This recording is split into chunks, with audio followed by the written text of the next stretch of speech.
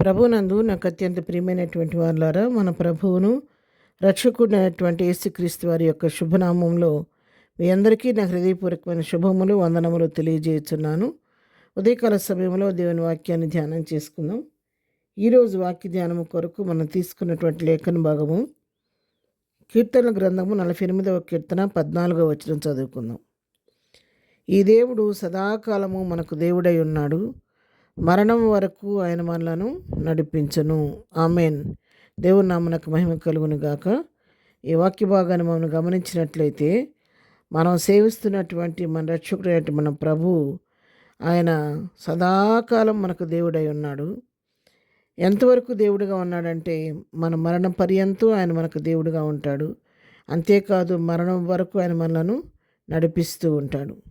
ఈ లోకంలో మనం జీవిస్తున్నప్పుడు ఎన్నో బంధాలు మనకు ఏర్పడుతూ ఉంటాయి. మొట్టమొదటిగా తల్లిదండ్రుల బంధం, తర్వాత అక్కజెల్లెళ్ళ అన్నదమ్ముల బంధం ఏర్పడుతూ ఉంటుంది.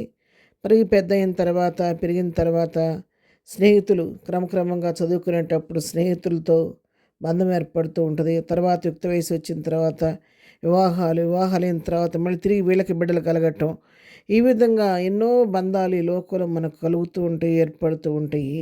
అయితే ఈ బంధాలన్నీ కడవరకు ఉంటాయా అంటే అది చెప్పలేము. కొన్ని బంధాలు మధ్యలోనే తెగిపోతూ ఉంటాయి. కొన్ని బంధాలు కొంతవరకు మనతో పాటు ఉంటాయి కానీ కొనసాగుతాయి. కానీ కొన్ని బంధాలు చాలా మధ్యలోనే మనం ఊహించని రీతిగా అవి మనకు దూరం అయిపోతూ ఉంటాయి. మనం అనుకున్న వాళ్ళు, మనల్ని బాగా ప్రేమిస్తారనుకున్న వాళ్ళు, మనకు నిత్యం తోడుగా ఉంటారనుకున్న వాళ్ళు మనం అర్ధంతరంగా మనం వదిలేసే పరిస్థితులు కూడా ఉంటాయి అన్నమాట. కాబట్టి ఈ లోకంలో నమ్ముకొనదగిన సహాయం అంటూ ఈ లోకంలో మనకి ఏదీ లేదు. ఏ మనుషుడు నమ్మదగిన వాడు కాదని వాక్యం సెలవిస్తూ ఉంది. మనుషులు చూపించే ప్రేమ అది అశాశ్వతమైనది. అది క్షణికాలం ఉంటుంది. క్షణికాలంలోనే ఆ ప్రేమ మారిపోతూ ఉంటుంది. ఇప్పుడున్న ప్రేమ మరి కాసేపటికి ఉండకపోవచ్చు. మనుషులు ఆ విధంగా మారిపోతూ ఉంటారు. అందుకే హృదయాలను పరిశోధించే దేవుడు, పరిశీలించే దేవుడు, మనల్ని సరైన రీతిగా అర్థం చేసుకోగలిగిన వాడు, మన హృదయ వేదన కానీ మన సమస్యను అర్థం చేయ దేవుడు ఒక్కడే. మనుషులకు కొన్నిసార్లు మనకేదైనా శోధన, బాధ కలిగినప్పుడు యువతరులతో పంచుకున్నప్పుడు వాళ్ళు మన ఎదురుగా మనకి మంచిగానే మనతో మాట్లాడుతుంటారు. కానీ అవతలకి వెళ్ళి మనం చెప్పిన దాన్ని బట్టి మనల్ని విమర్శించుకుంటూ ఉంటారు, పరిహాసం చేసుకుంటూ ఉంటారు, ఇష్టం వచ్చినట్టుగా మాట్లాడుకుంటూ ఉంటారు.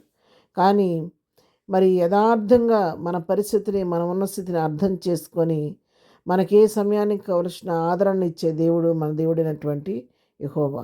ఆయన ఎన్నడూ విడనాడే దేవుడు కాదు, విడిచిపెట్టే దేవుడు కాదు, ఎడబాసే దేవుడు కాదు. కంటికి రెప్పలాగా మనతో కూడా ఉండి మనల్ని నడిపిస్తున్న దేవుడు.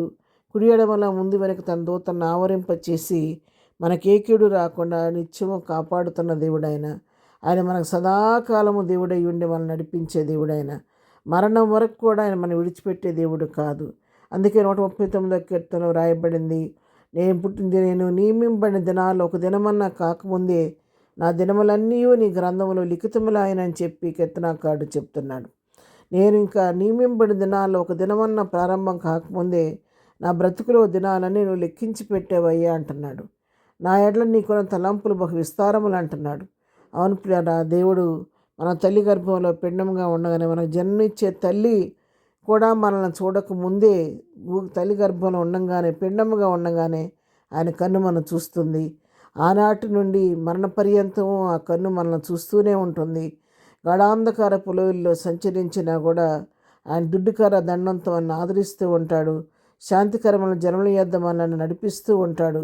మన ప్రాణమునకు ఆయన నిత్యము సేదీరుస్తూ ఉంటాడు. ఏ లోటు లేకుండా నిత్యం కాపాడే దేవుడు.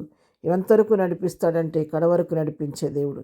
ఉదయకాలం దేవుని వాక్యం అంత సెలవిస్తుంది. ఇంతవరకు మనుషులు ప్రేమ కొరకు నువ్వు తప్పించి మనుషుల వైపు చూచి నువ్వు అనుకున్నటువంటి ఆశించిన ప్రేమను వారి దగ్గర పొందుకోలేక నువ్వు కృంగిపోయే స్థితిలో ఉండి మరి నలిగిపోయిన స్థితిలో దుఃఖంలో ఉన్నామే. ఉదయకాలం నీకు శుభవార్త.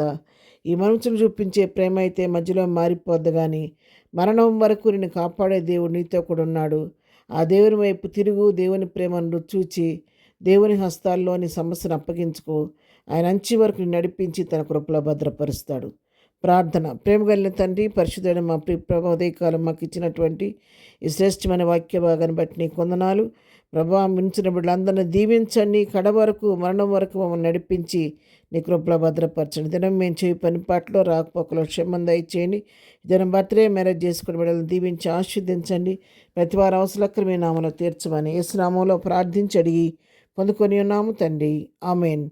ప్రభు కృప సదాకాలం మనందరికీ తోడయుండి నడిపించును గాక. ఆమెన్.